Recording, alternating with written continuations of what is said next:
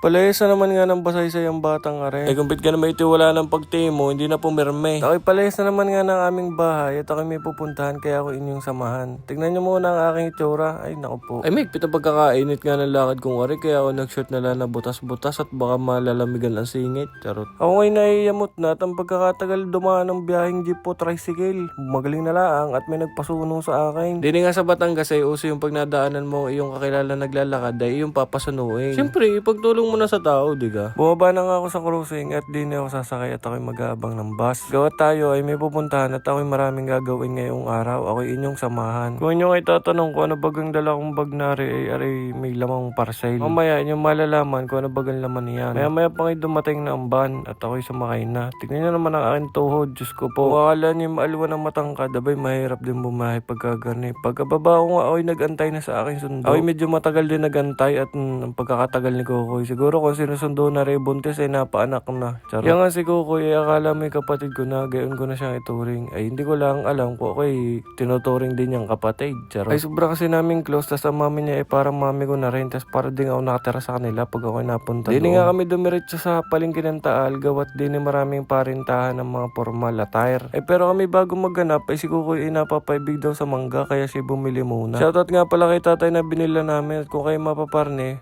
bumili din kayo kay tatay. Pagkatapos kang kumain ng mangga, kami dumiretso na din sa loob. At pagpasok namin, ang pagkakadaming pamimilian, hindi namin alam kung saan kami pupunta. Nung nakahanap nga kami ng aming pagrerentahan, mabilis laan din kami dahil nagsukat lang ako na ilang beses bago okay na. Kulay itim nga aring aking napili at para yan sa year-end party namin. After namin makahanap ng aking susuotin sa year-end party, kami gumaod na at kami may pupuntahan pang iba. Paleme rin naman nga ang ating tungo at kami may pupuntahan ni Kukoy dun sa paborito namin puntahan. Gawat yun ang paborito din naming banding. Tanyo naman kung gaano kaganda din sa Taal, diga kasarap dumaan. Nakarating na kami din sa Lemery at arin ang aming magiging biktima. Suspect, mahilig mag-ukay. Kami pumasok na ni Kukoy, tanyo naman lakad ni Kukoy, lakad varsity. At arin na nga ang unang kontrabando nating nahanap, short. At fast forward nga ay nasamahan ko pa yan ng pagkakadaming parparnalya. Hindi na nga ako nakapag-video haba ako'y naghahanap got ang pagkakahirap. Ay di ako nag-focus sa lang sa goal para ako'y makahanap ng matinding ukay finds. After nga makipagsiksikan, magtiis ng init at makahanap ng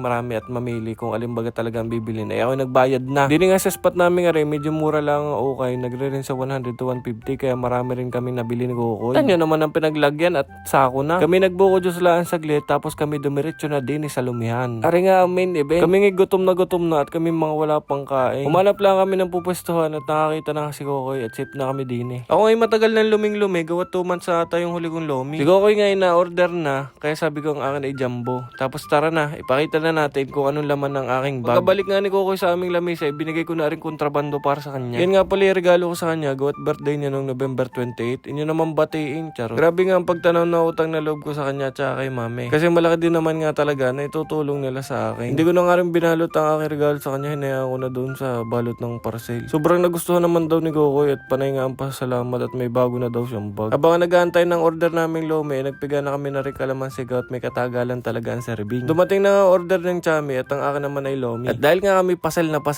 at pagod na din, kami kumain na ng dire-diretso. Alam nyo ga, nagagalit na sa akin ng iba kong barkada dahil lagi daw lomi ang aking aya. Akala mo daw ako hindi taga Batangas. Takang-taka sadya ang mga yan, bet ako hindi nananawa sa lomi. Aywan ko baga, basta pag ako'y kakain ng lomi, ako'y sarap na sarap sadya. Akala mo lagi first time ko makatikim ng lomi. Tapos mangha-mangha pa ang mga yan, gawat laging jambong aking ino-order ay ubos ng ubos. Lagi nga din tinatanong sa akin kung saan ko daw pinaglalagay ang mga pinagkakain kong lomi rin pagkakadami. Ako daw hindi nataba. Ang pagkakapait ko pa rin kahit ang dami kong kumain. Pagkatapos nga namin kumain, rumikta uwi na rin kami. Tapos hindi na kami nagbayad. Charot. Yung nirentahan nga pala namin coat kanina, iniwan muna namin doon sa shop para kami makapag-ukay ng maayos. Bago binalkan na lang namin after namin maglomi. At after namin maglomi, nalibre pa si Kukoy ng kape. Solid. Pagsipsip ko nga na rin kape, ang pagkakasarap ako'y nagulat. Sabi ko nga kay Kukoy, huwag na ilibre ko at para niya din binayaran ng bag pagkagayon. Ay mapilit. Di tinanggap ko na tapos kami umuwi na din ni kala mami. Ari nga pala ang bahay nila Kukoy. Wala nga daw si mami at nasa church pagdating namin. Ako dumiretso na nga din sa kwarto ni Kukoy. Gawat ako'y pagod na. Sobrang ang pagkakabanas. Ako'y init